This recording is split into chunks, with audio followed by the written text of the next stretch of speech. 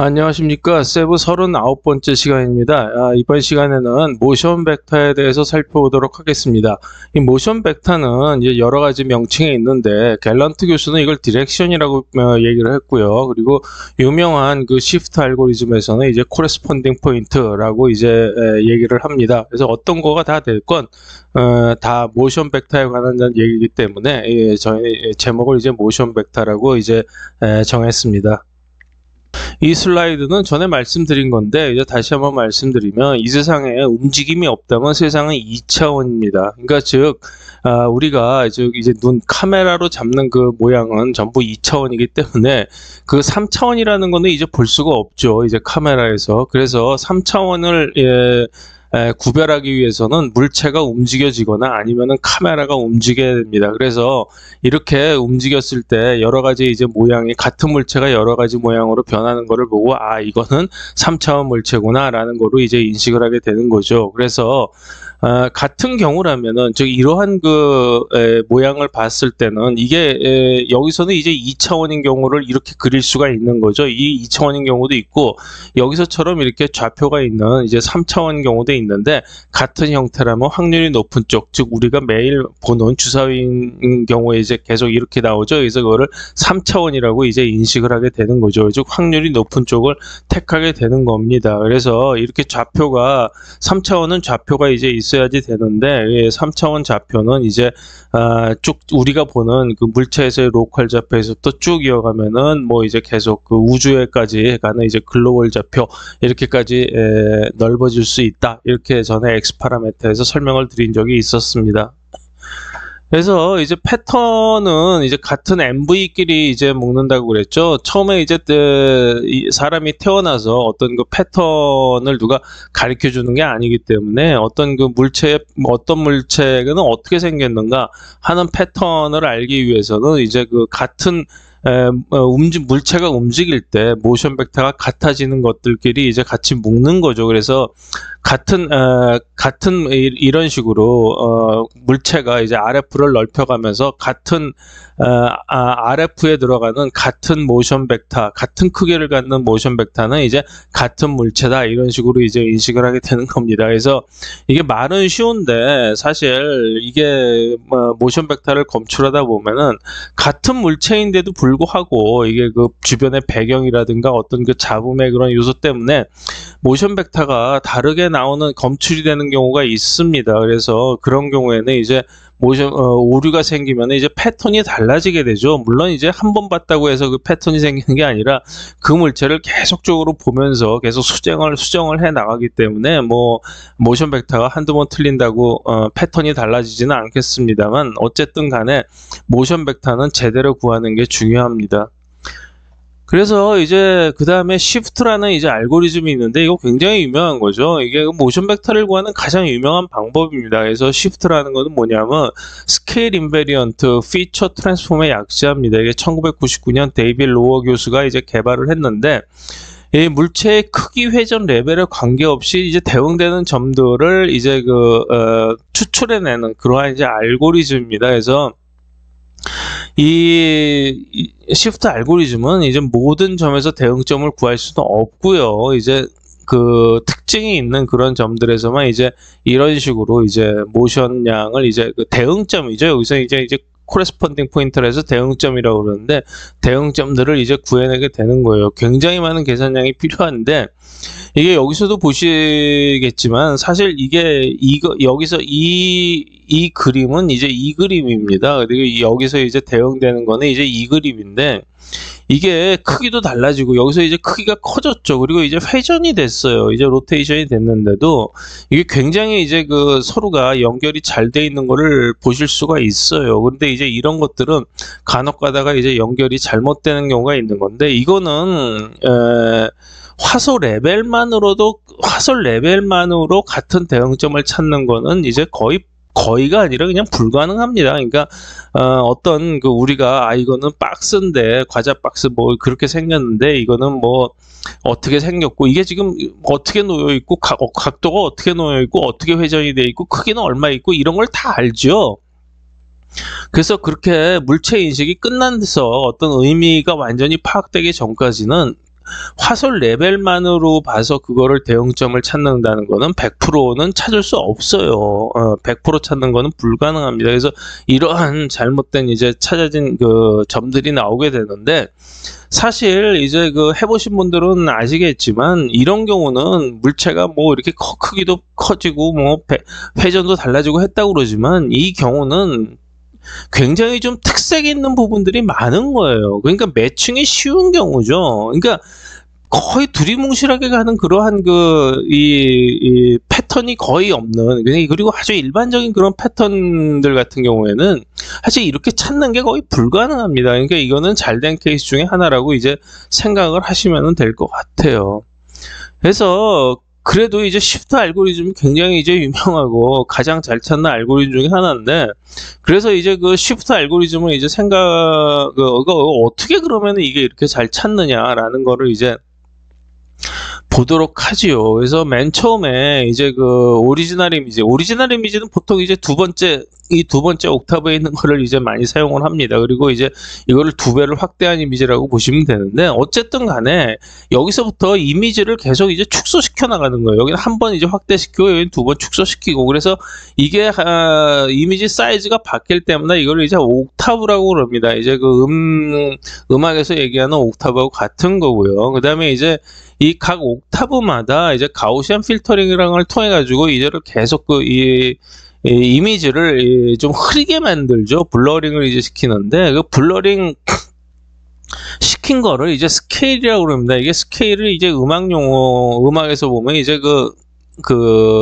음계죠, 음계. 그래서 이제 도레미파솔라시도를 보면은 도가 이제 가장 낮은 주파수고, 시도, 윗도가 위에 있는 도가 가장 이게 높은 거죠. 주파수가 달라요. 그래서 여기서도 가우시안 필터링을 하면은 주파수가 달라지기 때문에 이거를 이제 스케일이라고 그런 겁니다. 그래서 그 스케일을 구한 다음에 각각의 그 양쪽의 그 이미지에서 그거를 빼요. 빼면은 가면 갈수록 이게 그 특징들이 없어지기 때문에 여기 갈수록 여기는 왼쪽은 살아있고 여기는 없어지죠. 그래서 그 사라진 그 2개를 빼면은 사라진 특징들이 여기서 이제 점으로 나타나게 돼요. 이제 그걸 이제 키포인트라고 그러는데, 각각의 이제 키포인트에서도 또 여러 개를 막 추려야지 됩니다. 이제 가능성이 있는 키포인트하고 가능성이 없는 걸 다 나눠서 그거를 가지고 각각 키포인트에 대해서 이제 각 키포인트당 이제 디스크립터라는 어떤 그러한 비교를 하는 어떤 그러한 그 패턴을 만들어내요. 그래서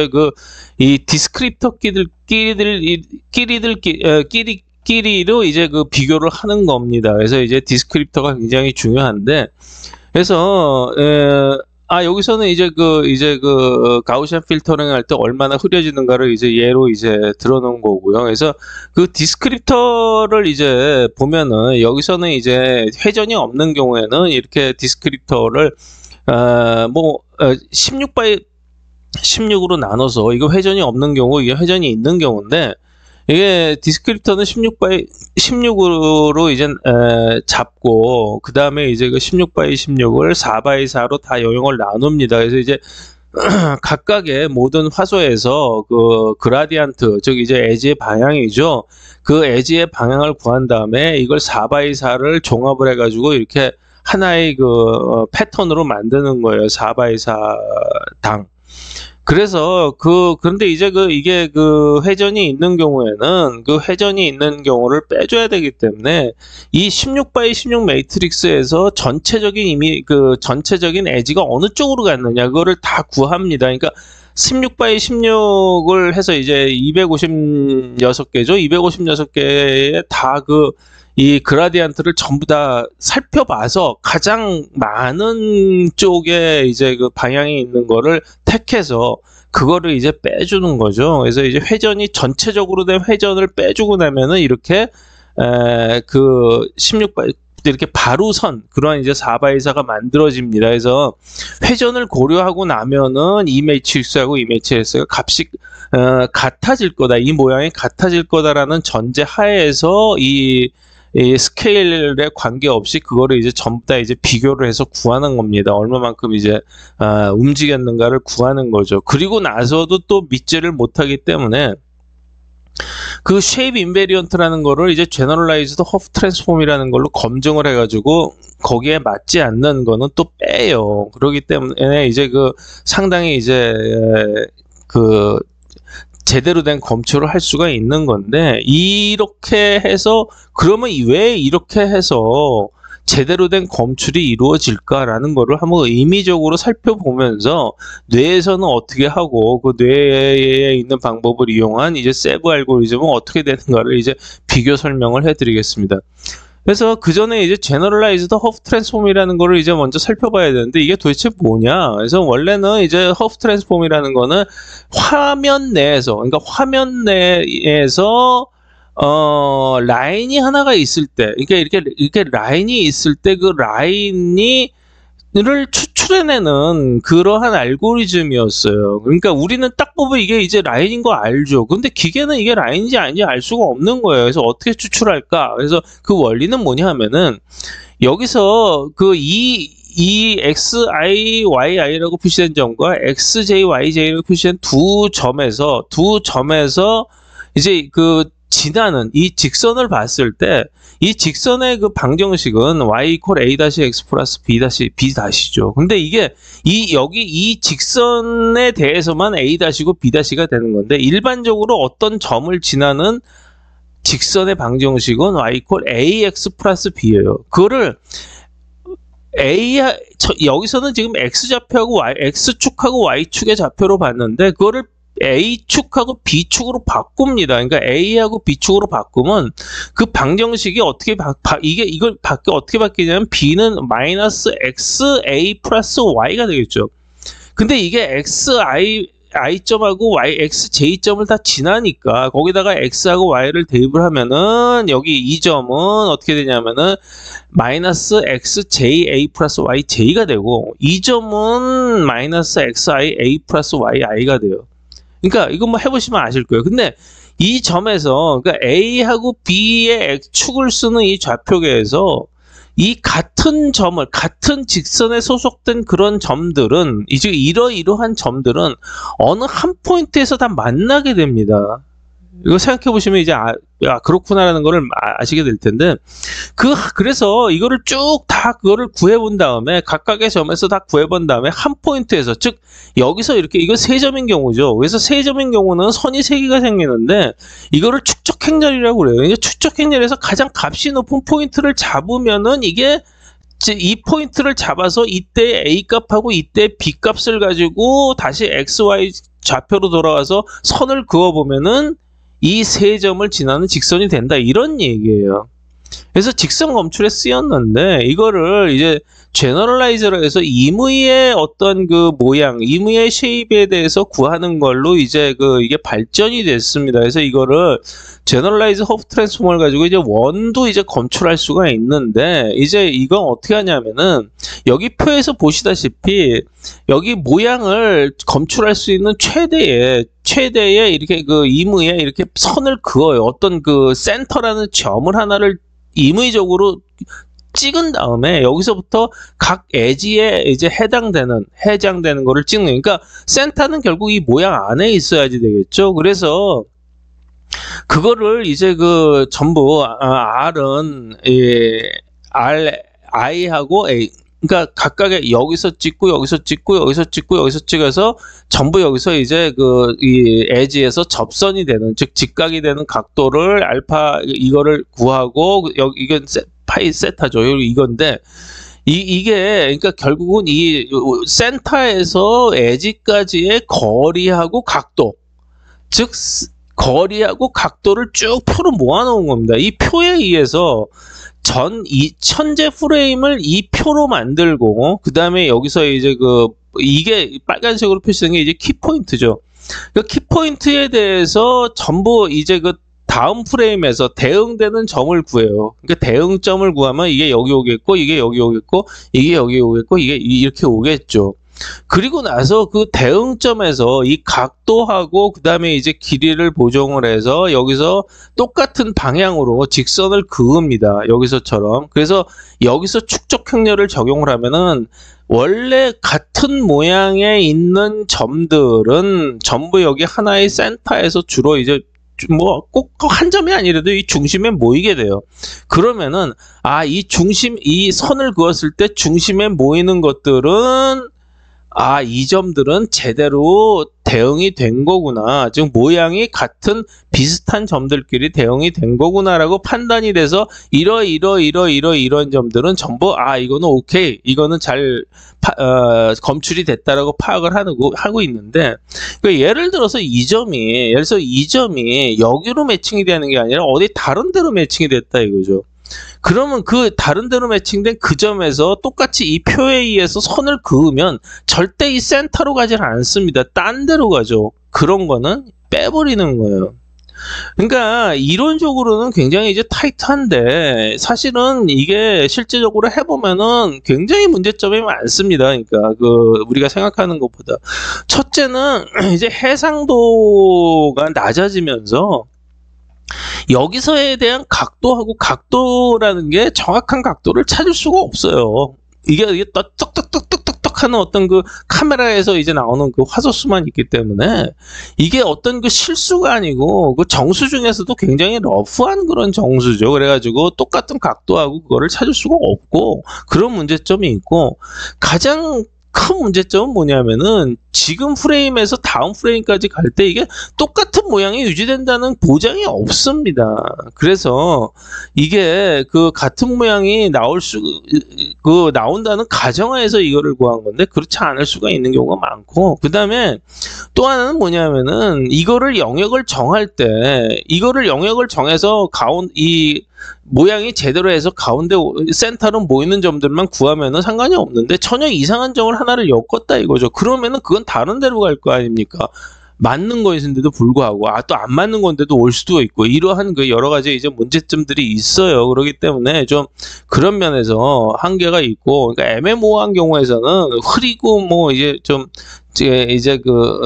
시그니처 포인트, 즉 그렇지 않은 좀 특색이 있는 그런 포인트들이 많이 없는 그런 이미지에 대해서는 이게 제대로 검출되지 않는 그런 문제점들이 있습니다. 근데 이제 그래서 뇌의 모션 검출을 살펴보면은 뇌에서는 뭐 간단하죠. 무조건 시멘틱이에요. 그러니까 이게 화소가 같다고 해서 그런 식으로 검출하는 게 아니에요. 사람 얼굴이 이렇게 변형이 될 때, 웃을 때, 이건 눈, 코, 입이라는 걸 다 알고 있기 때문에 거기에 맞는 점, 이건 보지 않아도 사람들이 다 알아요. 검출 안 해봐도, 이 점이 이 점이잖아. 라고 그냥 아는 거예요. 그렇기 때문에 시멘틱하게 이루어진다는 거예요. 특히 이제 M셀하고 P셀의 상호작용인데, 예를 들어서 보면은 우리가 그러면 뉴럴 네트를 이용한다 그래가지고 그럴 수가 있는 거예요.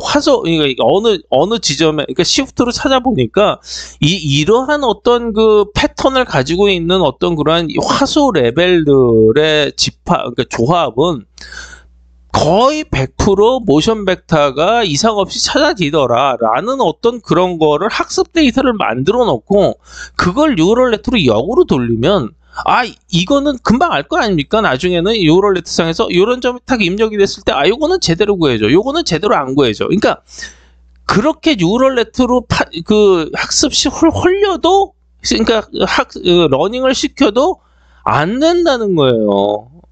왜냐하면 뇌가 뉴럴 네트로 돼 있다고 하더라도 그러니까 뇌는 전혀 그렇게 그 레벨 조합만으로 어떤 여기는 검출이 100% 되고 여기는 안 되고 이렇게 되는 게 아니거든요.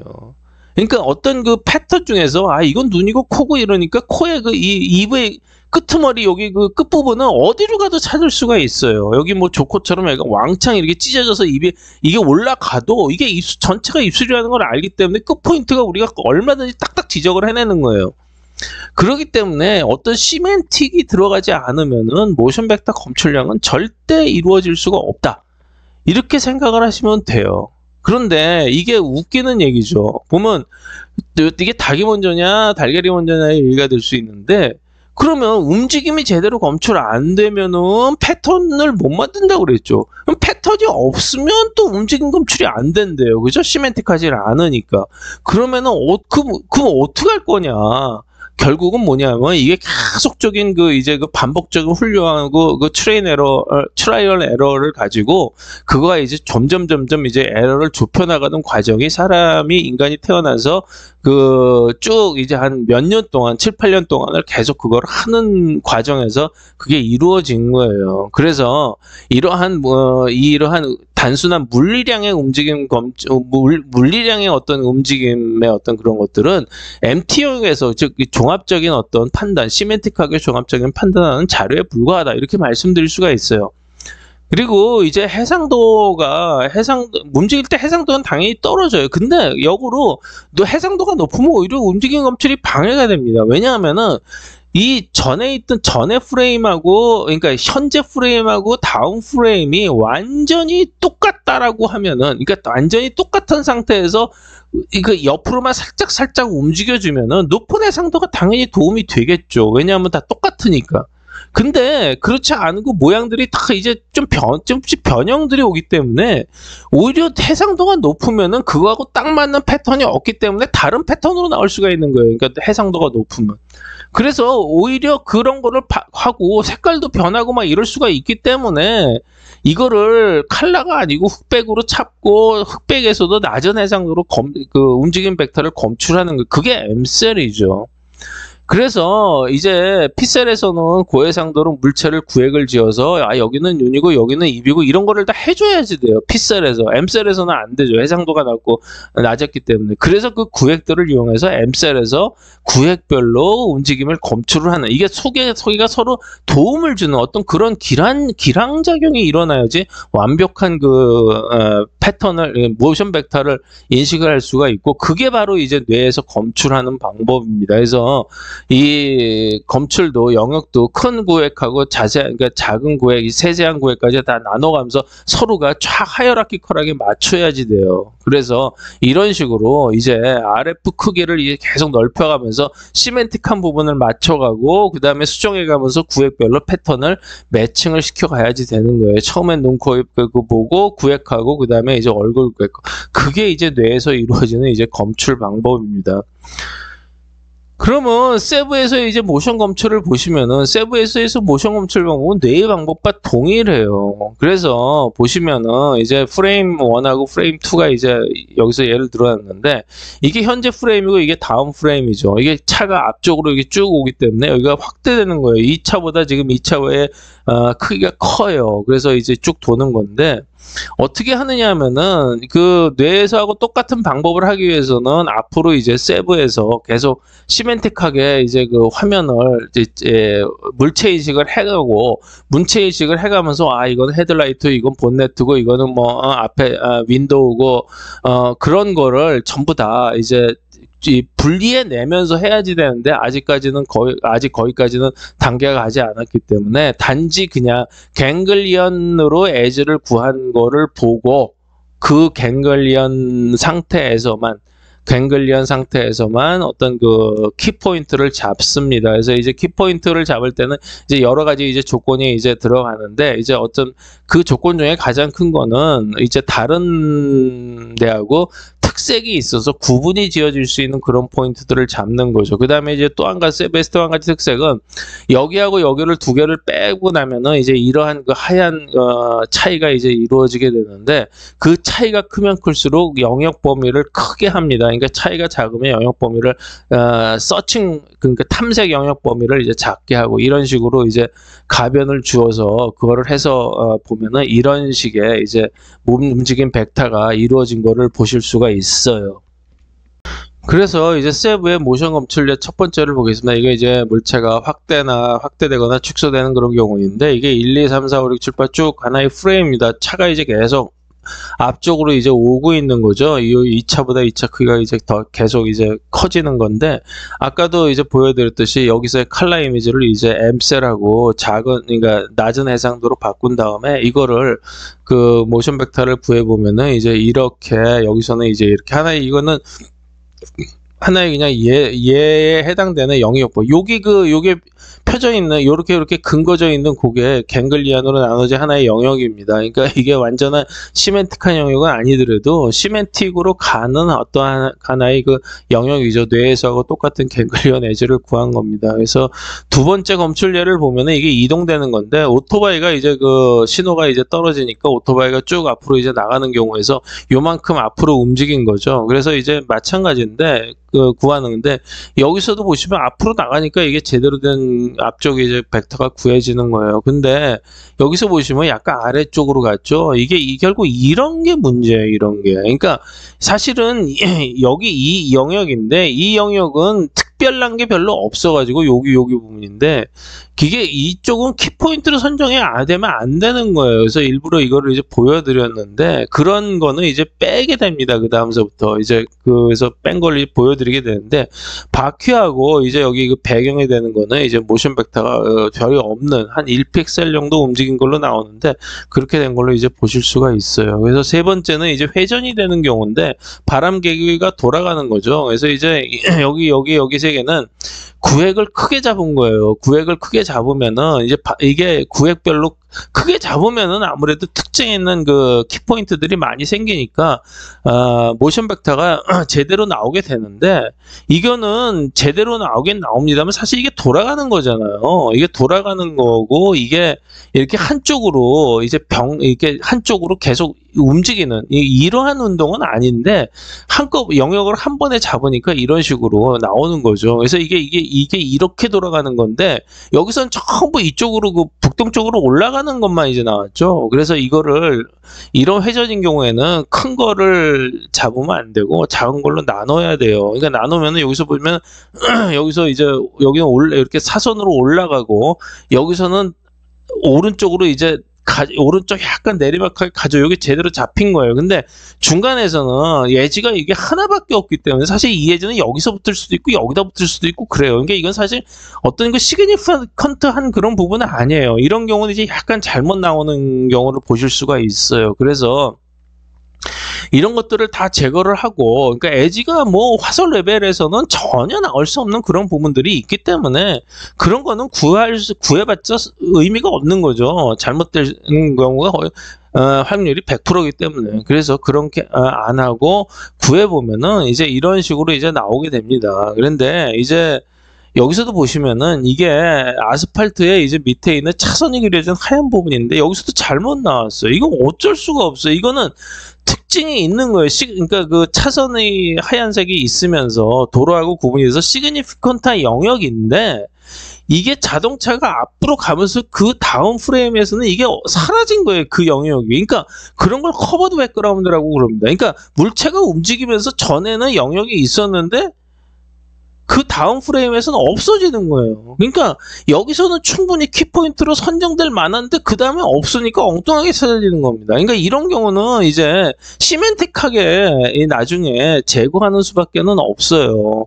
그래서 여기서 이제 그거를 전체적인 거를 여기 보시면은 여기서 회색으로 표시되어 있는 영역은 전혀 그 시그니피컨트하지 않기 때문에 키포인트가 없는 영역들이에요. 그래서 그거를 전부 이제 그 회색으로 표시를 했고, 여기서 그 이 오른쪽 그러니까 모션 벡터가 수평 쪽에 가까운 거는 이제 그 녹색으로, 수직 쪽에 가까운 건 빨간색, 그 다음에 이제 그 이렇게 45도에 가까운 건 노란색, 그 다음에 이제 135도 쪽으로 가는 거는 파란색으로 이제 나타냈는데, 이건 모션 벡터의 방향을 이렇게 러프하게 표시를 한 거고, 그 다음에 이제 레벨이 있죠. 모션 벡터가 큰 게 있고 작은 게 있는데, 그 모션 벡터의 크기는 이 색깔의 그 명암으로, 그러니까 모션 벡터가 작아지면 작아질수록 이렇게 색깔이 어두워집니다. 그래서 여기서 보시면은 자동차는 이제 한 1픽셀 정도밖에 안 움직였기 때문에 이제 어두운 녹색이고, 오토바이는 굉장히 많이 움직이기 때문에 밝은 녹색으로 표시가 되어 있죠. 그래서 이제 이런 식으로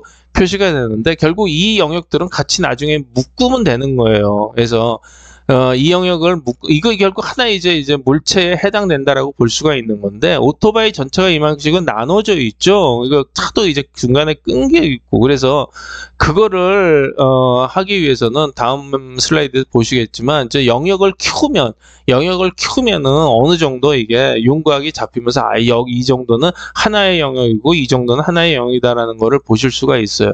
여기서도 마찬가지로 차가 비슷하게 이게 나오죠. 이 모션 벡터 크기하고 이제 그 방향으로 보면은 그런 식으로 해가지고 패턴을 만들기 시작을 하는 겁니다. 이게 시프트 같은 데서는 이게 거의 의미가 없죠. 이렇게 식으로 시멘틱하게 발판으로 올라갈 수가 없어요. 그러니까 시프트 같은 알고리즘에서는 아무리 노력을 하고 저거를 하더라도 그 뭔가를 더 성능을 기능을 추가하고 하더라도 그거를 완벽하게 잡아낼 수가 없습니다. 뇌의 방법으로 해야 돼요.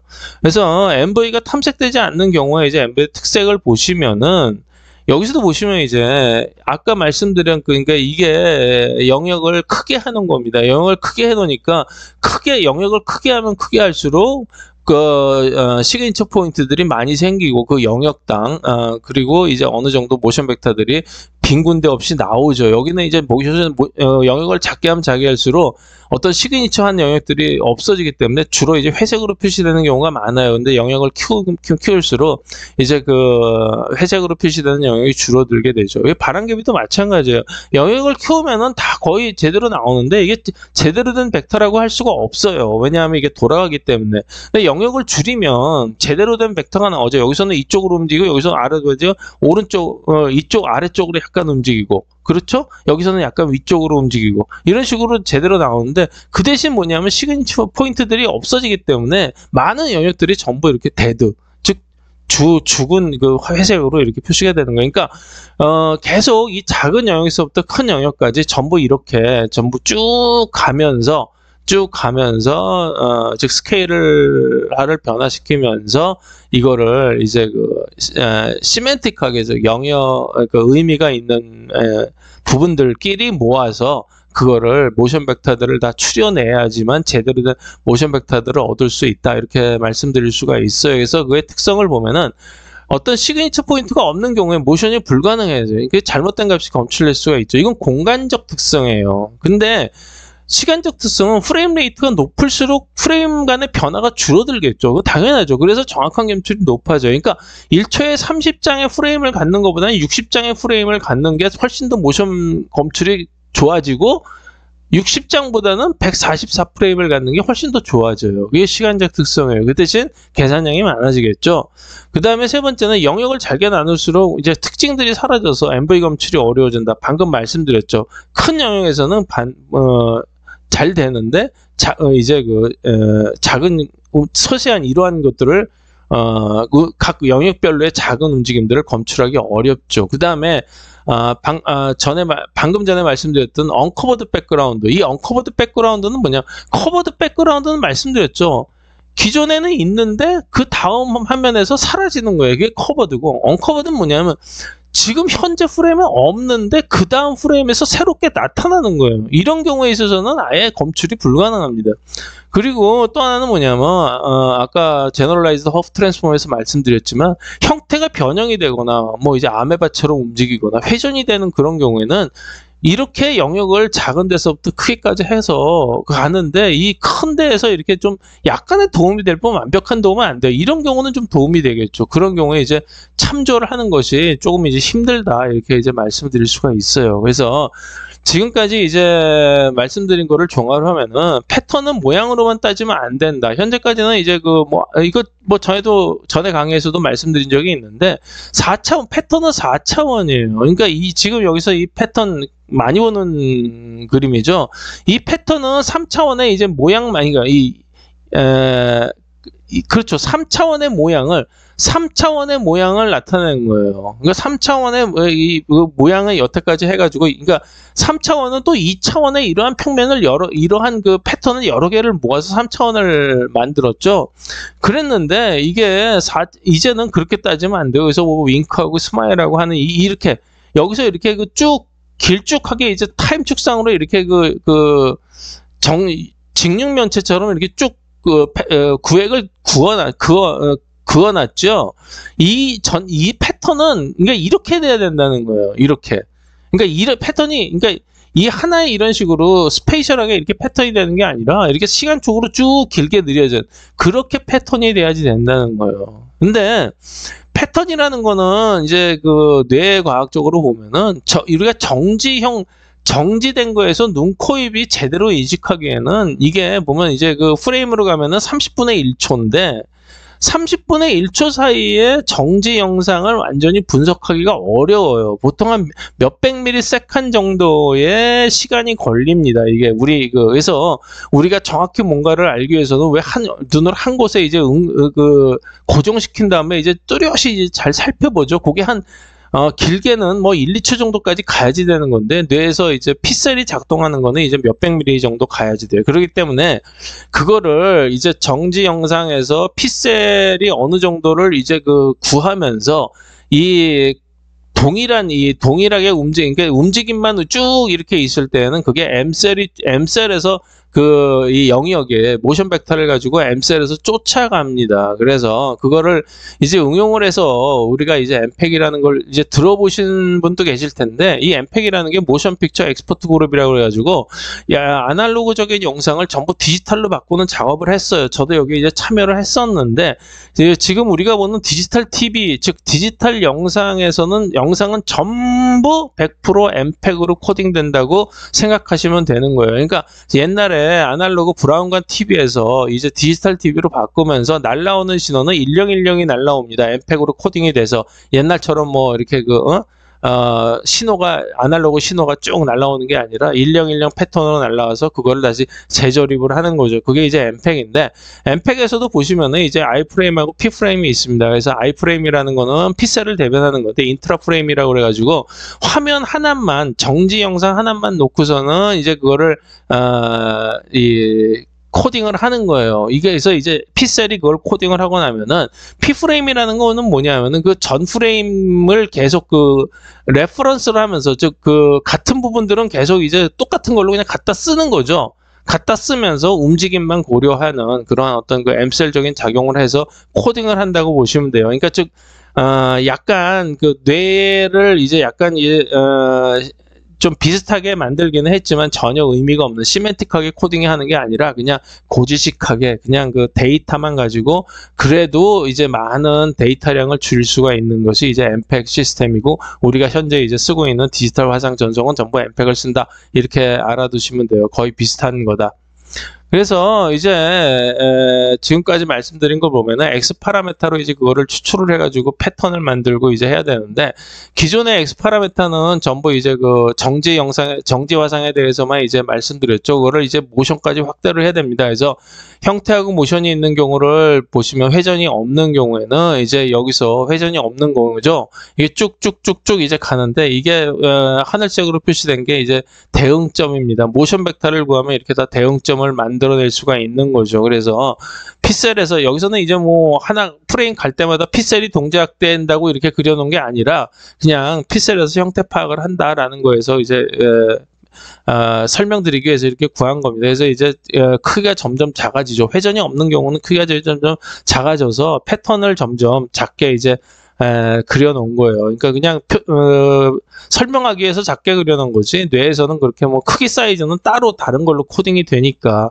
어쨌든 그래서 여기 이제 이 핑크색으로 표시된 게 구획된 면이에요. 그러니까 이것도 갱글리언으로 에즈를 구하면 이렇게 나옵니다. 그래서 이제 아까 말씀드렸죠. 이제 이 차나 이제 오토바이 같은 거에서 이렇게 다 이렇게 영역별로 이제 구분이 되어 있었죠. 그러니까 이게 이 주사위 같은 육면체가 구분이 되면 이제 이렇게 되겠죠. 여기서도 구분이 되면 이렇게 될 거고, 여기서도 구분이 되면 이렇게 될 겁니다. 편의상 이건 그냥 안 그려고 복잡해지니까.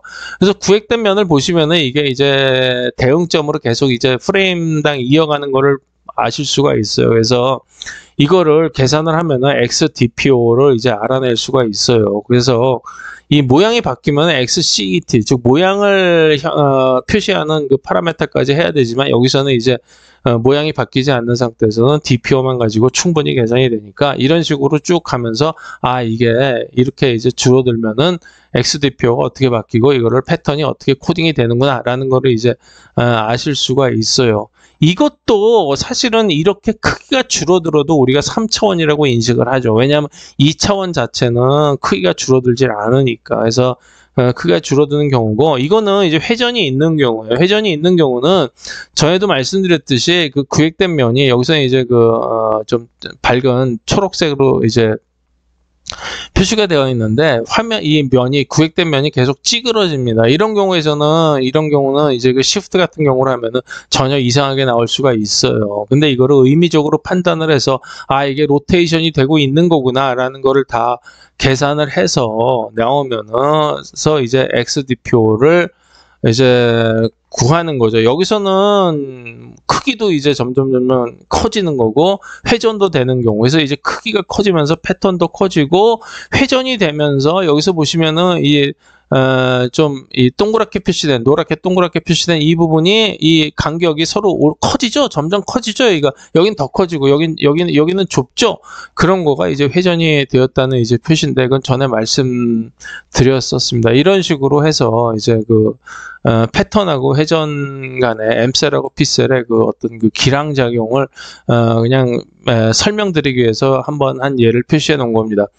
그래서 세브 39번째를 정리를 해보겠습니다. 그래서 물체가 움직이거나 카메라가 움직이는 경우는 그 모양이나 그가 변하는 3차원 물체로 이제 인식이 된다.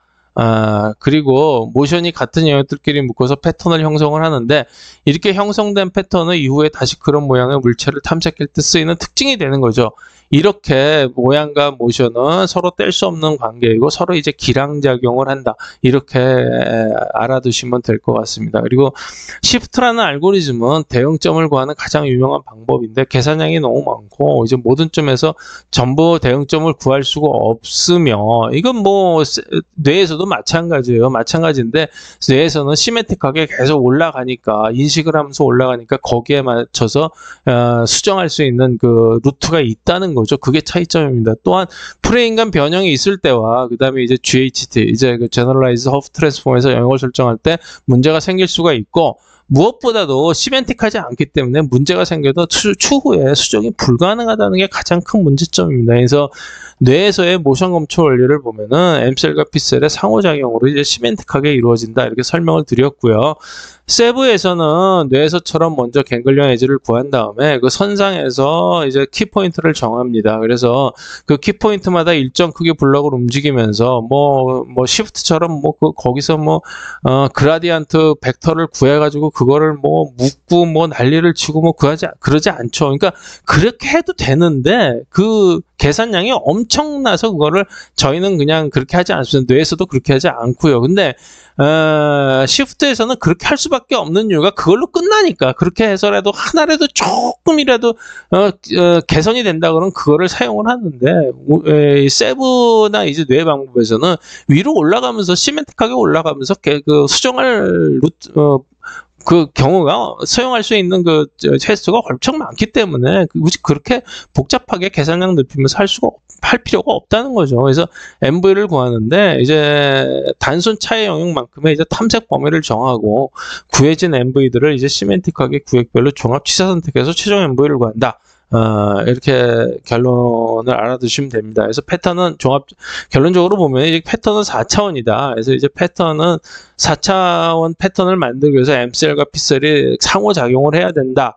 근데 여기서 이제 중요한 거는 뭐냐면은 우리가 이제 머릿속에 이제 항상 염두에 둬야 될 것이 움직이기 없는 경우는 거의 없기 때문에 3차원이 움직이기 없는 경우는 3차원이 아니죠. 3차원이 아닌 물체가 있습니까? 이 세상에서. 그래서 움직이기 없는 경우는 이게 그러니까 2차원 물체다라고 생각하면 아니고 시간적으로 오클루전, 즉 차폐가 되었다고 생각을 해야 돼요. 그 물체가 움직이는 이 어떤 패턴을 왜 물체를 봤을 때 그 물체가 옛날에 어떻게 움직이더라라는 것까지 다 패턴에 들어 있는 겁니다. 그렇게 전부 4차원의 패턴을 가지고 있다. 뇌는 그렇게 생각을 하셔야지 됩니다.